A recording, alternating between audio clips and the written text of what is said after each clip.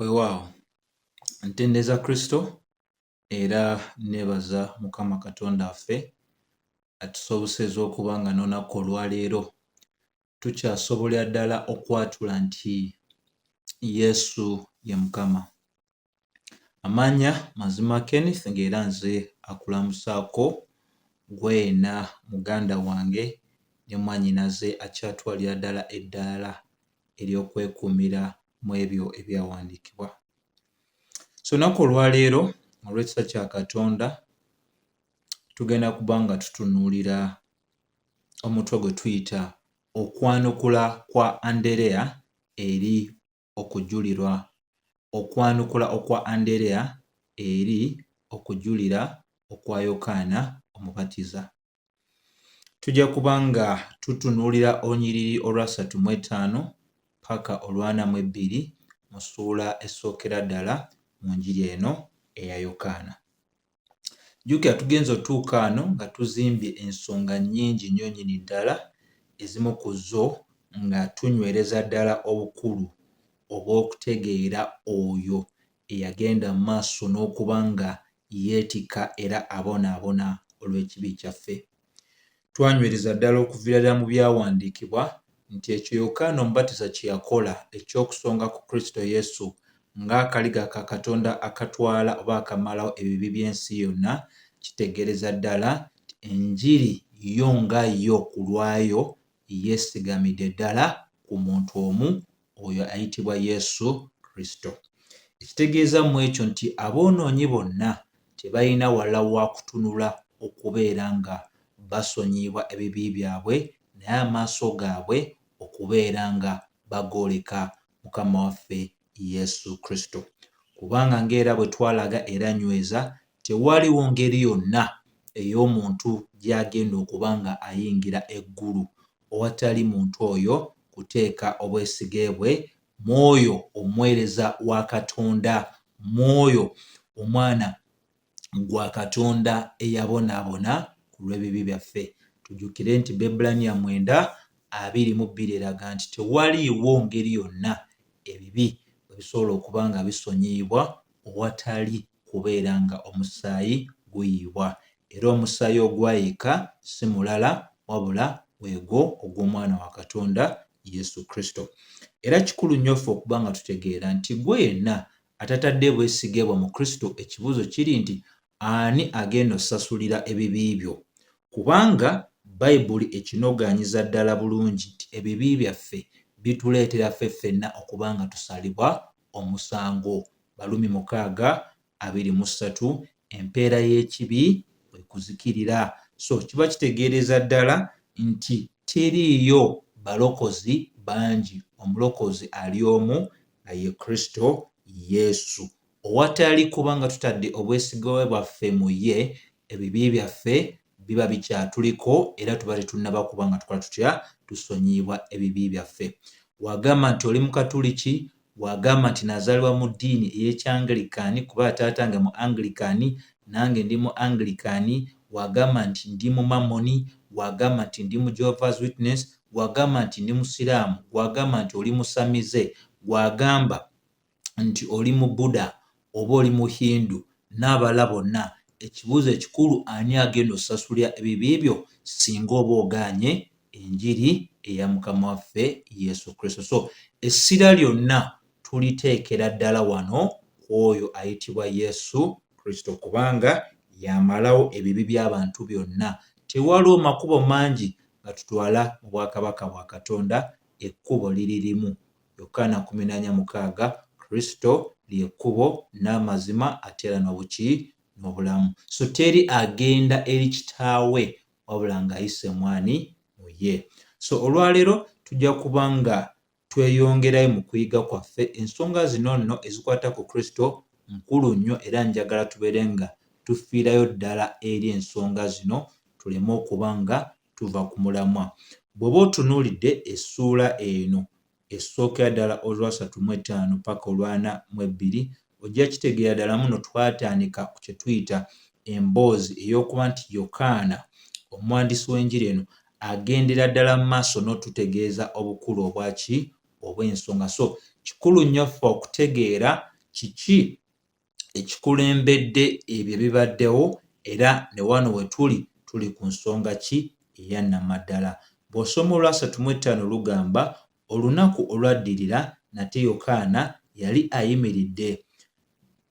ayimiridde n'abo ku bayigiriza be ababiri. Kati wano wakulu wakutegeera nti bw'otunula luno olwasatu lunyweza nga lutulaga nti nno omulundi guno ogwokubiri Yokaana yali ayimiridde n'abamu ku bayigirizwa be babiri. Wano we tugenda okuba nga tusimba amakanda watandika n'abayigirizwa babiri era wamalira mu bayigirizwa babiri. Abasooka wano ababiri omu ku bo ye Andereya, omulala erinnya lye teryayogerwa. Eri gye tunaamalira mu Lwana mu 2 tulaba Andereya wamu ne muganda we Simyoni Peetero. Kakulu nnyako kakutegeera. So era n'ekirala ekyotegeera nti wano we tuli mu kuwaanyisiganya oba mu kuva mu buweereza obwa Yokaana obw'omu lukale nga tuyingira mu buweereza obwa Mukama waffe Yesu Kristo obw'omu lukale. So Kristo buli w'alabisibwa ennyo mu lukale, Yokaana atandika okuzikira ng'adda ewa emabega n'abeera nga takyatunuulibwa nnyo nnyini ddala. Awo nawe wakulu wakuba nga tukola tutya nga tutegeera ddala, era kikulu nnyo okuba nga tutegeera nti Yokaana yalina abayigirizwa bangi nnyo, naye wano tugambibwa nti yali alina n'abo abamu ku bayigirizwa be ababiri.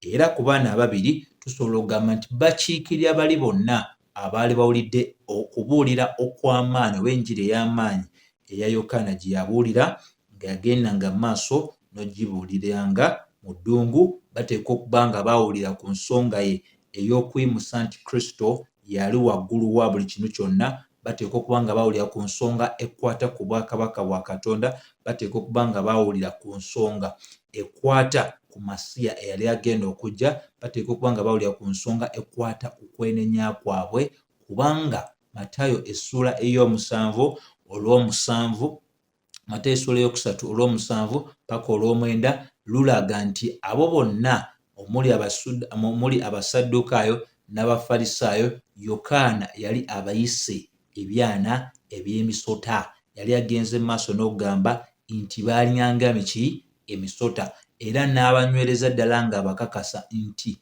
newankubadde baali bazzukulu ba Ibulayimu mu mubiri, kyali tekibafuula baana baani? Ba Katonda.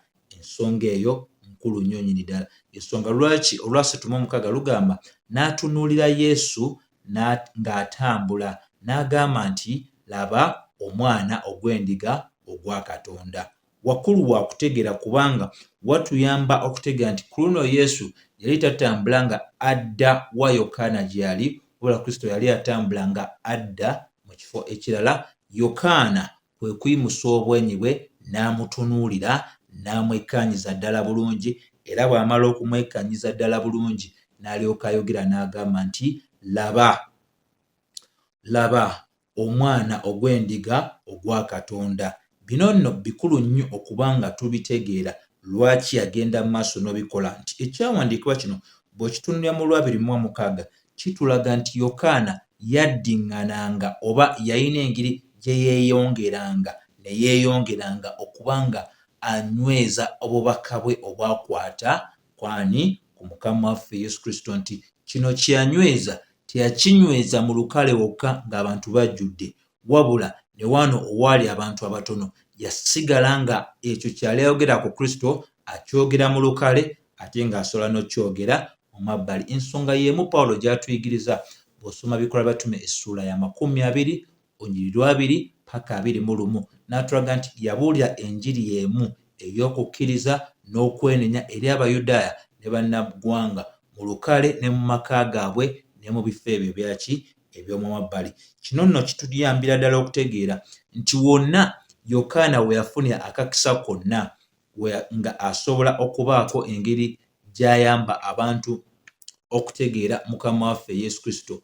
Mu njogere eya bulijjo tusobola okugamba nti teyakola ki? Teyakiroberamu oba teyakyebakiramu. Yali alati nnyo ku mulimo gwe, ekituyambira ddala okutegeera nti kye twogera ku Kristo mu lukale kye tugaanidde okumwogerako ne mu mabbali, ate ebbanga lyonna tugwanidde okunoonya akakisa konna akasoboka okubanga abantu tubategeeza ku Kristo y'ani kuyita mu bigambo byaffe n'ebikolwa. So wano wakkulu nnyo bw'agamba nti laba akaliga ka Katonda oba laba omwana ogw'endiga. Kyekigambo kye kimu kitegeeza nti laba oyo abonaabona ku lw'ebibi byaffe, laba oyo atwala ebibi byonna, laba oyo aggyawo ebibi byonna eby'enso. Okubuulira kwa Yokaana kwali okubuulira okw'essanyu okutaalimu mbeera ya kye twandiise mood swing, okukyukakyuka.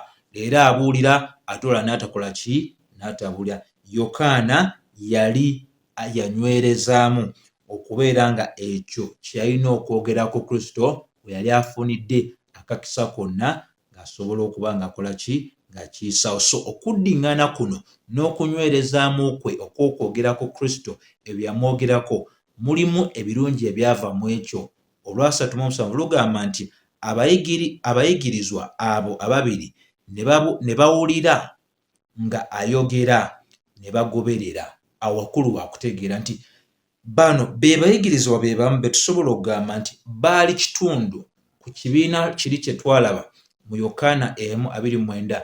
Yokaana bwe yagendera ddala mu maaso n'okwatwa n'agamba lengera omwana ogw'endiga ogwa Katonda oguggyawo ebibi byonna. Bano be tuli okwogerako ana babiri baali kitundu ku nkumulitu ey'abantu abangi n'abayigirizwa aba Yokaana abaali bawulidde ebigambo bye bimu. Era Bayibuli nga bwe tusomesa mu Baluumi 10:17 nti okukkiriza kuva mu kuwulira ate era n'okuwulira ekigambo kya Katonda. Tujja gamba nti ensonga ezaali zoogeddwa ku Kristo zaali za nnamaddala era zaali z'amaanyi nnyo, naye okuddiŋŋana kuno okwa Yokaana ku nsonga y'emu ng'anyweza ku Kristo nti y'ani, nti ye mwana ogw'endiga ogutwala oba ogumala ebibi by'ensi byonna. Ku mulundi guno tusobola okugamba nti okuddiŋŋana kuno kwavaamu embeera eyaki eviirako abayigirizwa bano okukyusa obwenyi bwabwe ne bava okubanga balina ebaali balaalidde ne batandika okuba nga batandika olugendo olw'okwegatta ku Mukama waffe Yesu. So ensonga eno ey'okuddiŋŋana ekintu kye kimu kye twogera ku Mukama waffe Yesu ne kubeera kubuulira njiri ne tubeera nga abantu be tugibuulya batusensikana nga tuddiŋŋana ekintu kye kimu nga tubabuulya amawulire ge gamu. Tetusobola kutegeera bute Katonda bw'ayinza okukozesa okuddiŋŋana kwaffe okwo oba nga tuddayo gye bali nga tunyweza ensonga ze zimu n'abeera nga abasikiriza okuba nga abaleeta gy'akola ki? Gy'ali. Ensonga eyo nkulu. Gwenna abuulira enjiri nywerezaamu, gumizaamu, kubanga tosobola kutegeera lunaku ki abantu lwe bagenda okutegeera ddala ensonga gy'obadde olambululanga ekiseera kyonna. Olwasatu mu omusanvu akatundu akokubiri Bayibuli tugamba ne bamugoberera. Era kino kye njagala tubeere nga tutegeera ku kino. Okumugoberera okw'abantu bano abiri okugoberera Yesu Kristo kugoberera okujulira okwali okwa Yokaana nti bwe baamala okutegeera kiki nnyo ekikulu ekyo Yokaana kyali agenza okuddiŋŋana, baamaliriza bagoberedde Mukama waffe Yesu Kristo. Ate era kikulu nnyo kyategeera nti bonna abayigirizwa abaali beekuŋŋaanyiriza ku Yokaana, Yokaana teyabeekuŋŋaanyirizaako ku lulwe, yabeekuŋŋaanyirizaako ng'abateekateeka okusinsikana oyo yali asobola okuggyawo ebibi byaffe, ebibi byabwe nga Yokaana 1:17 bwekola ki? Bwenyweza. So kikulu ffe okutegeerera muno olunyiriro lw'ekkumi olwasatu mu omusanvu nti ekigendererwa eky'okubuulira kwaffe enjiri ng'Abakristaayo kwe kubeera nga abantu tubaleetera okugoberera Kristo Yesu oba tubasongera ku Kristo Yesu. Gwe yenna agamba nti obuulira njiri naye nga yakwekuumirako bantu naye nga yakwesongako, tobuulira njiri ya Kristo Yesu. Enjiri ya nnamaddala ebuulirwa Abakristaayo bonna mu nsi yonna eggwanidde okuba nga ekigendererwa kyayo kikulu kuleeta bantu eri ani? Mukama waffe Yesu Kristo. So kye tulaba wano kye kya Andereya ne munneewe okubeera nga obwesige bwabwe, okwewaayo kwabwe n'obugonvu bwabwe babuggya ku Yokaana ne babuteeka ku ani? Ku Mukama waffe Yesu Kristo, mu mubiri ne mu mwoyo. Baatandika bagoberezi ba Yokaana ne baliisibwa enjiri ya Yokaana, naye bwe bategedde asinga ku Yokaana mu ye mwe basobola okufuna ekyo kye batasobola kufuna mu Yokaana, bajja obwesige bwabwe n'okutunuulira kwabwe ku Yokaana ne batunuulira oyo Yokaana bwe yagenda mu maaso n'okuba ng'akola ki? Ajulira. Ensonga eyo nkulu nnyo yakutegeera nti bingi baali babiyiza ku Yokaana ng'okusaba, kubanga Luka 11:1 eraga nti yali abayigiriza osaba, baali bayiza ensonga ey'okusiba n'ebintu ebirala. Naye ku mulundi guno gwokka kye tulaba mu byawandiikibwa nti baatuuka ne bakola okusalawo okugoberera oyo Yokaana we yali ajulira. Ate ekyo tekirina kutegeeza nti abayigirizwa bonna aba Yokaana baamuvaako. Ebyandiikwa bitulaga nga mu Yokaana 3:25 nti abamu baasigala naye olw'ekigendererwa nti Yokaana kyali kimugwanidde okusigala n'abamu ku abo abayigirizwa paka obuweereza bwe nga butuukidde ddala ku ki? Ku nkomerero yabwo. So buli Kristo bwe yagenda mu maaso n'okumanyika nnyo n'okuzikira okwani? Kwa Yokaana. Ensonga eyo nkulu. Ate n'ekirala ekyokuyiga ti Yesu Kristo obuweereza bwe bwatandika na kitono, bwatandika n'abagoberezi batono. We yenna alina kyakola, entandikwa entono togigaya era togiyisaamu mu maaso. Tosobola kutegeera Katonda ki ky'anaagolokosa okuva mu ekyo. Tuyigire ku Mukama waffe Yesu Kristo nga bwe tulaba babiri be baatandika omugoberera, naye oluvannyuma tulaba enkumuliitu ey'abantu. Bwe kiba nga kiri mu kuteesa kwe n'okwagala kwe, abajja kukuza omulimu ogwo, abajja gwongerako. Bwe kiba nga tekiri, osigala ng'oli mwesigwa okola ky'olina okukola. Olwasatu mu 8 Bibuli etugamba nti Yesu n'akyuka n'abalaba nga bamugoberera, n'abagamba nti munoonya ki? Kikulu nnyo kyategeera nti okugoberera kuno kuteekwa okubeera nga kwe kwaleeta okutegeera okwa Yesu nti waaliwo abaali bamuva emabega. Ekibuuzo ekikulu munoonya ki? Era ekibuuzo kino kya nnamaddala nnyo. Naawe kyebuuza, bw'oba ng'olinako enkolagana gy'oyagala ozimba n'abantu abalala, babuuze nsonga ki ekuleetedde okwagala okuyingira mu nkolagana nange? Mmwe abaana ab'obuwala, mmwe abatandika bizinensi n'abalala, mmwe abagezaako okukola ebintu by'enjawulo, kikulu nnyo okutegeera bano abeesomba, abakukeberakeberako, abaagala nnyo okumanya bikukwatako, kigendererwa ki kyekikulu? Yesu abuuza nti nno munoonya ki? Ekibuuzo kye ŋŋambye kikulu nnyo kyakufiibwako bwe tunaaba nga tunaazimba enkolagana ey'omuggundu n'omuntu yenna. Kubanga osobola okwebuuza, Yuda Isikalyoti bwe yali agubira Mukama waffe Yesu Kristo, ki kye yali anoonya? Bwe tujjukira mu ntandikwa eya Yokaana ne Yakobo wamu n'obuyambi obwa maama waabwe, kiki kye baali banoonya? Mu ntandikwa baatandika nga beenoonyeza kitiibwa kyabwe, ani anaatuula ku mukono ogwa ddyo, ani anaatuula ku mukono ogwa kkono ogwa Mukama waffe Yesu Kristo. Tujjukire nti ne Peetero yennyini ki kye yali anoonya? Mu ntandikwa yali tayagalirako ddala nsonga egamba nti Yesu agende ku musaalaba. Kristo n'amuviiramu ekigambo ekigamba nti Sitaani ddewa ennyuma wange. So bino bikulu nnyo byakutegeera nti enkolagana zonna ezitandikibwa zirina okuba nga zirina ekigendererwa ekisengeke ekyannamaddala ekisobola okwesigika nga kiri ku ki? Ku mulamwa. Era n'abantu b'enkuŋŋaana nabo ekibuuzo kye ntera obbabuuza nti lwaki oli wano?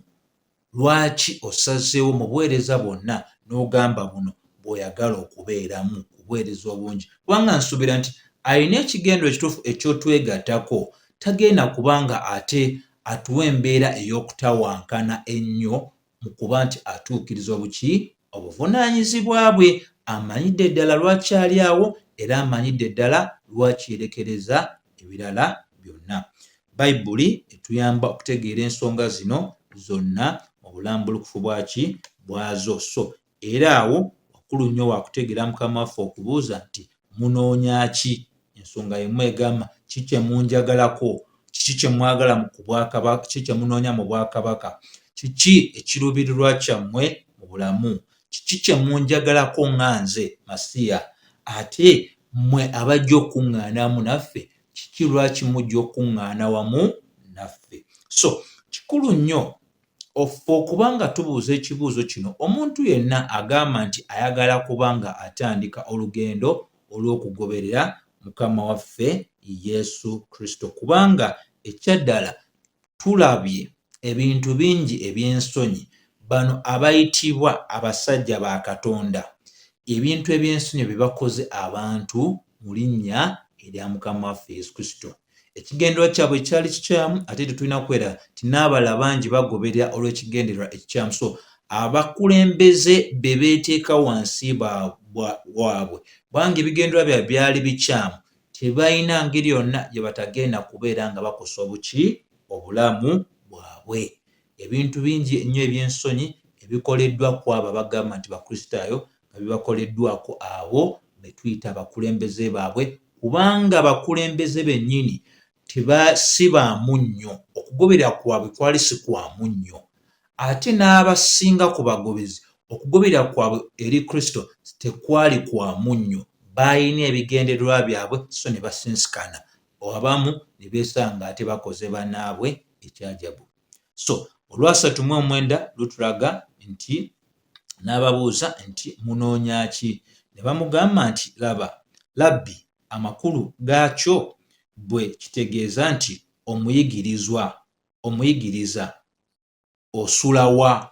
Kati wano nno tusobola okuyambibwa nti ekibuuzo kino kirina ebirala bikitwoleka, kubanga ngenda ne ndowoozaamu, nina we nabadde mpita ne ndaba ogupande ogunene gu billboard nga guliko simanyi ono bamuyita Kayanja, simanyi bamuyita Ben Hinn, ono bamuyita Kenneth Copeland, simanyi n'omulala bamuyita musajja ali ava Nigeria. Ekibuuzo ekikulu, bano abagenda okuleetebwa mu ggwanga Uganda bagenda kuleetebwa ku nsonga ki? Bayinza ogiyita Global Summit oba Global Conference, naye kiki kyennyini ekigenda okubeerayo? Kubanga ekisooka Copeland tumumanyi, Ben Hinn tumumanyi, bano si bannyonnyozi ba byawandiikibwa, bano batwazi ba ssente, bakkiriza mu wealth transfer, babba ssente oba bajja ssente ku abayitibwa bakristaayo bannaabwe ne begaggawaza ne mu bukadde bwabwe. Bajja mu ggwanga Uganda kukola ki? Ebbanga lyonna lye tubamanyidde talina kyawandiikwa, tebalina kyawandiikwa kye basobola kuggusa ne bakinnyonnyolera ddala mu bukulu bw'ensonga, ne basiba baleeterwa era abagoberezi beeyongera beeyongezi. Tuyambibwa wano okutegeera nti Mukama waffe Yesu Kristo newankubadde ayagala nnyo abantu omugoberera, naye ayagala nnyo okutegeera ekigendererwa ekyannamaddala, lwaki abantu baagala omugoberera. Luka 14:25-26 yanyweza n'alaga mu bangi baali bamugoberera n'abagamba, wamma nga temugenda okukola bino wammanga temugwandeyo kuba bayigirizwa bange. Era wano tufuna ekyokuddamu engeri abaami bano gye baayanukula batuyamba okutegeera lwaki baali bamugoberera, bamuyita omuyigiriza. Ekitegeeza nti baali beetegefu okubeera nga beeteeka wansi w'obukulembeze bwe, okuba nga bafuuka abayigirizwa be, okuba nga bayigirizibwa ye. Babadde ba Yokaana, basaze eddiiro, bafuuse baani? Ba Yesu. Osula wa? Ekibuuzo ekitegeeza ddala titwandyagadde okuba n'akadde akamala naawe. Wawe tukusanga tuyigirizibwe, wawe tukusanga tuzimbire ddala enkolagana wamu naawe. Ensonga eyo nkulu nnyo era tulaba mu 39 Mukama waffe teyabalwisa n'abagamba nti mujje munaalabawo. Ono teyalwa nawo kubanga si omu ku abo abaweereza bannanfuusi oba ab'obulimba oba abadyesidyesi abakuumira abagoberezi baabwe ewala nga tebaagala abagoberezi baabwe bategeere nnyo ebibakwatako, wabula ye Yesu yali talina kyafiirwa abantu bano nga bategedde ki kye bali bagenda okugoberera. Jjukira Matayo 8:2 Yesu Kristo ayogera nti ye teyalinaako waakusula. So oba yali abeera mu kafo nga katonotono teyakabakweka bakategeere bategeere ddala ki kye bakola ki kye bagoberera.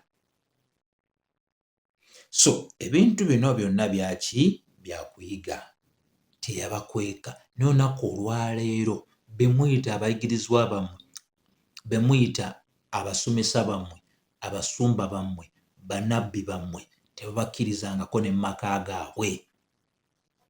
Temumanyi gye basula mubiwulira mu mawulire, temumanyi maka gaabwe, temumanyi wafaanana watya n'ensonga ez'enjawulo. Muyina emusinsikana ekiggwera eyo.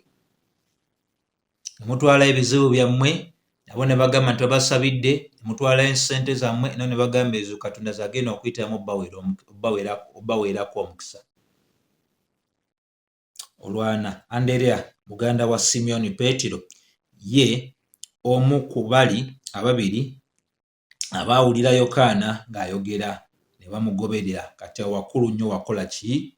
Wakutegeera nti tulaba nti okugoberera kwa Anderea ne munneewe Kristo Yesu kwatandikira ku kujulira okwani? Okwa Yokaana.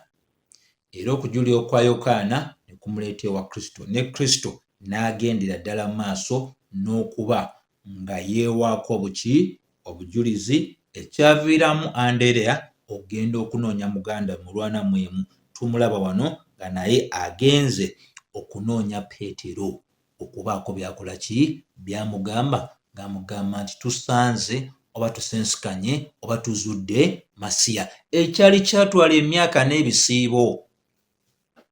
Baali bakisabidde, baali bakisiibidde, baali balindiridde, naye akaseera kaakano essanyu lijjudde Anderea. Agamba weewaawo tumuzudde. Masiya wuuno.